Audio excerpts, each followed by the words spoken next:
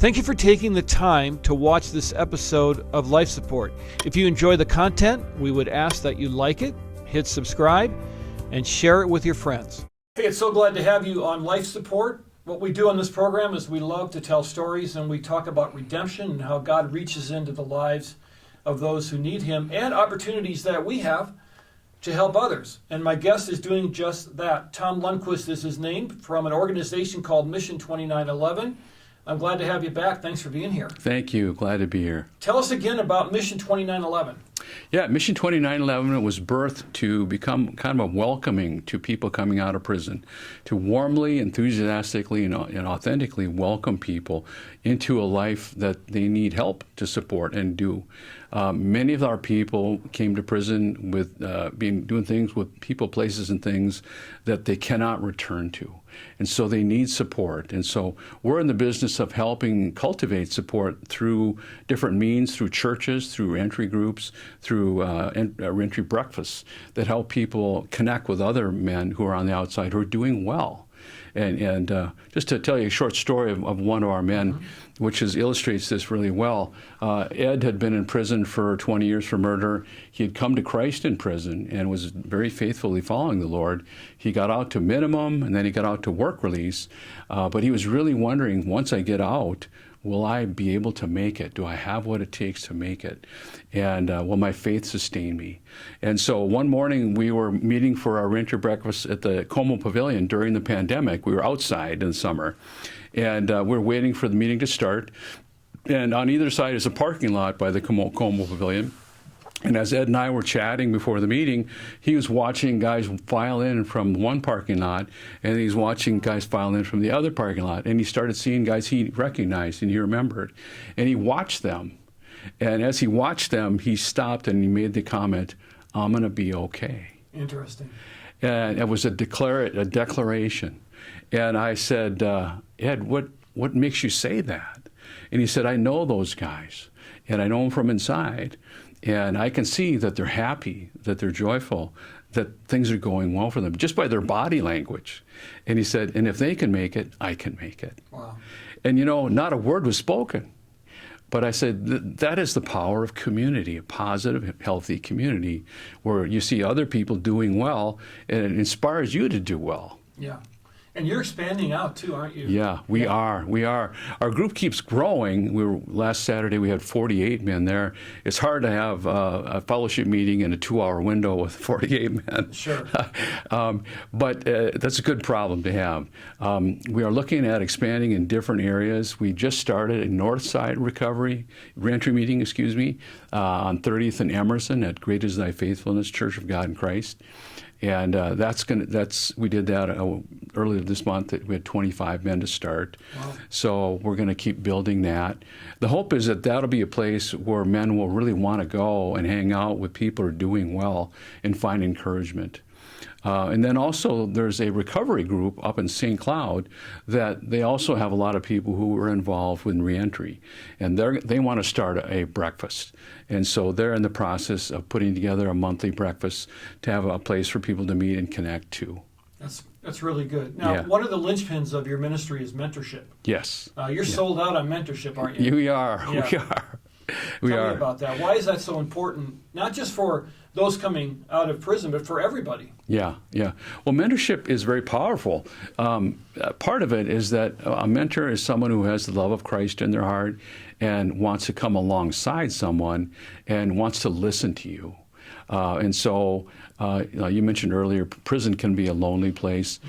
Because you're incarcerated with so many other people who have been sentenced, it's a predatory environment. And so you never can be sure of trusting people and who's around you. So having someone come in the door who is not a predator and someone who intentionally wants to be there, whether the weather is good or bad, that's a big deal. And then as the mentor opens their heart and listens to you and really does a good job of hearing what you're saying, now we're forming a real bond of trust. And that's really powerful.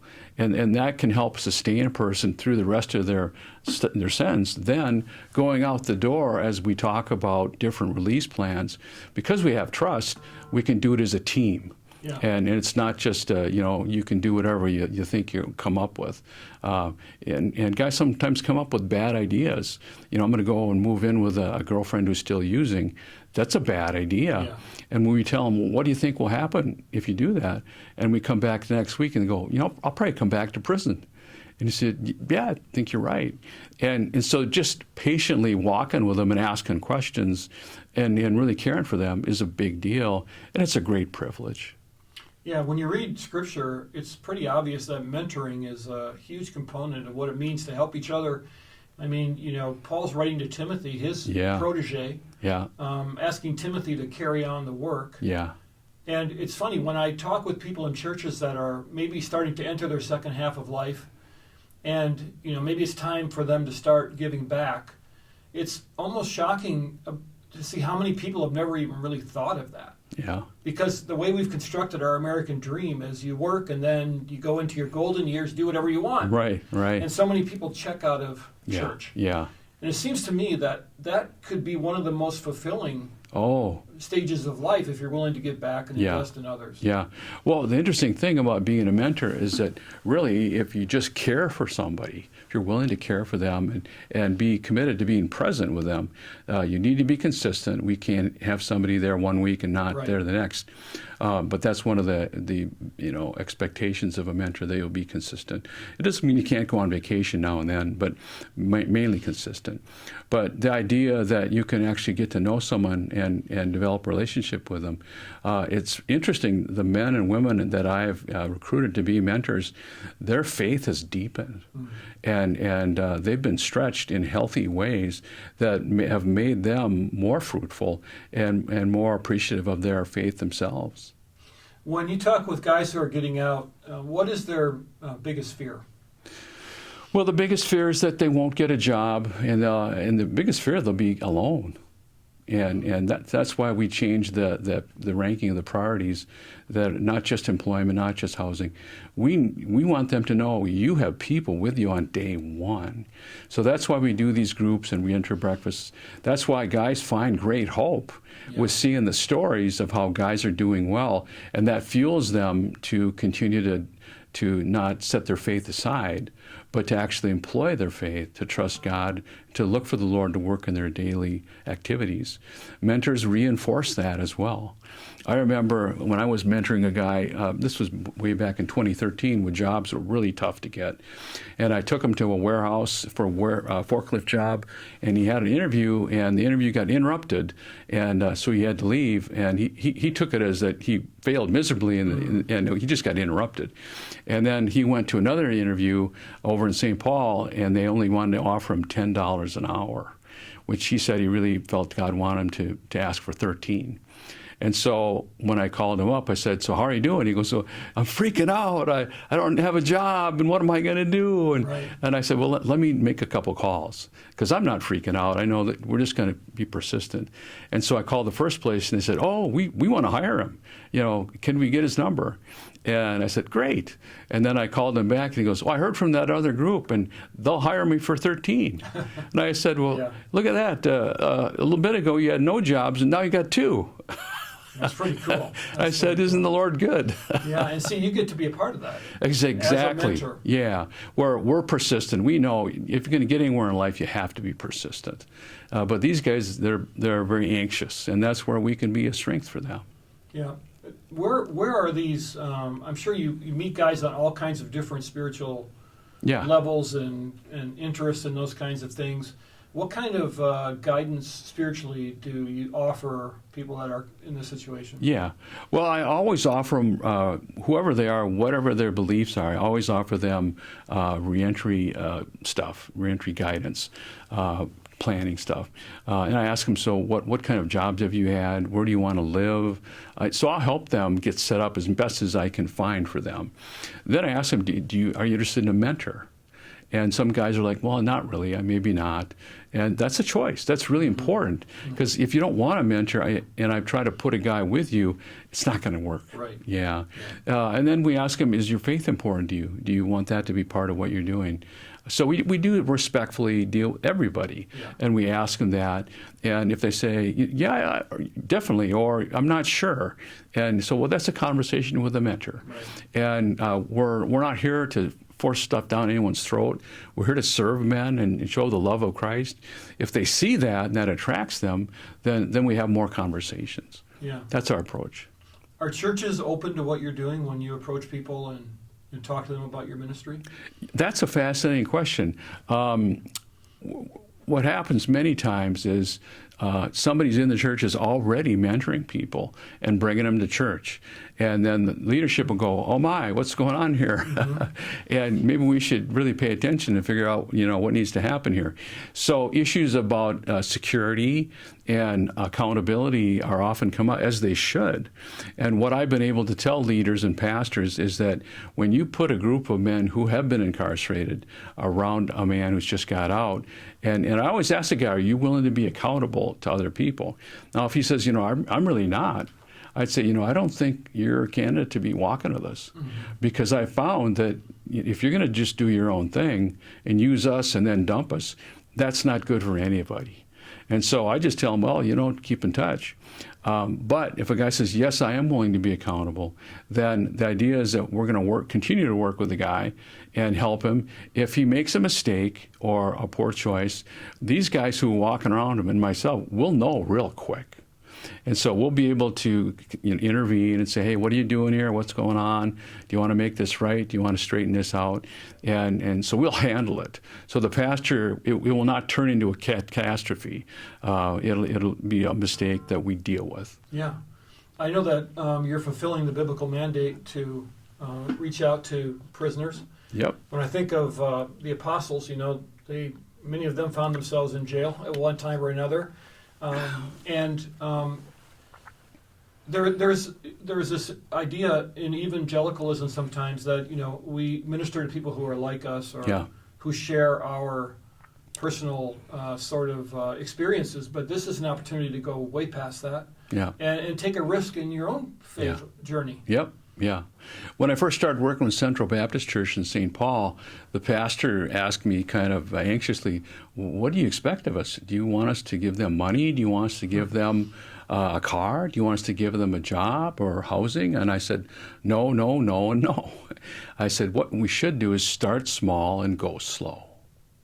And so invite people who want to walk alongside people and just do so, and then take it a step at a time. And see how the Lord may lead you. And that's what they've done. They've done that over the last 10 years. And right now, they currently reach out to a women's work release place not far from their church, and to a Volunteers of America place down the road from them, too.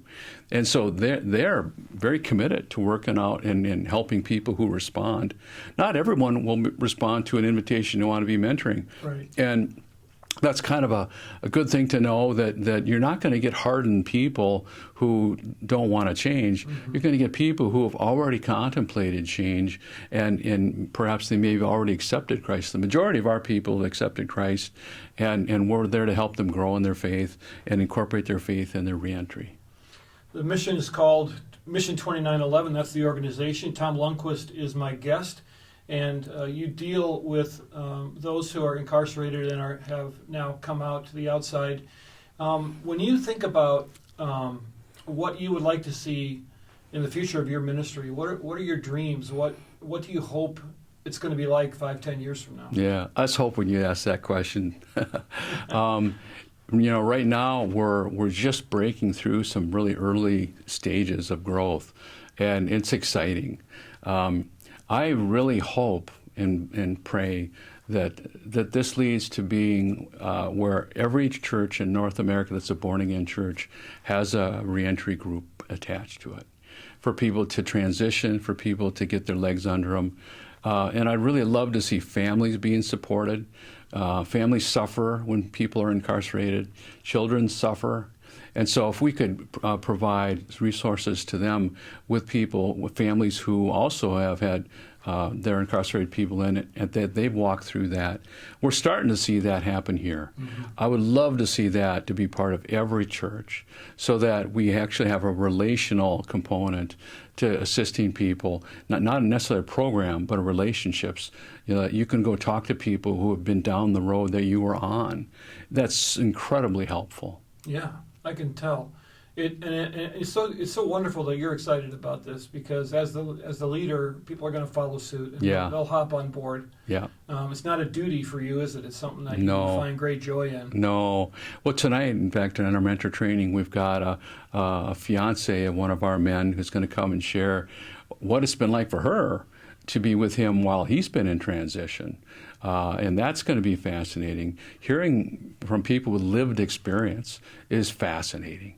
And, like for most of the people like myself, who I've never been incarcerated, it's really fascinating to learn from these things and to be their friend and to be their committed friend. And they know that. Because I'm sure that for many of them, they've lost a lot while they're inside, right? Well, they've lost a lot, but then a lot of what they realize is the drug friends were not friends, and the street buddies are not friends. And so they're finding people who they can have much more in common with their faith, who really are committed to them. So they're finding new life, and it's a joy. So how can someone listening right now get involved with Mission 2911? Yeah. Well, they can give me a call at 612-462-0391, or send me an email at tom@mission2911.org. Typically, I usually talk to people. I invite them to come to one of our winter breakfasts just to observe. There's no commitment needed. You can hang out there and just see what God's doing in the midst of us. That's typically the way I onboard all my mentors. They come and they observe the fellowship, and they go, man, I want to be part of that. Yeah. And they can. And so, really going through some initial orientation and training, and then ongoing training is what it's about. And it's an adventure. And it's a joy. Well, you said that right at the beginning, is, you didn't think you were going to be doing this for a living.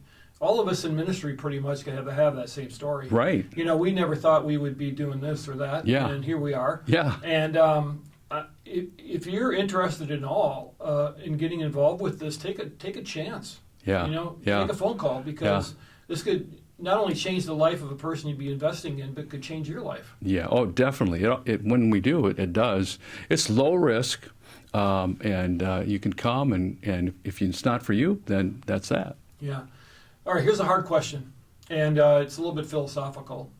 If Jesus were with us here in the room, he is with us, but in human form, and we asked him, what is your hope for people who are incarcerated right now? What do you want us to do?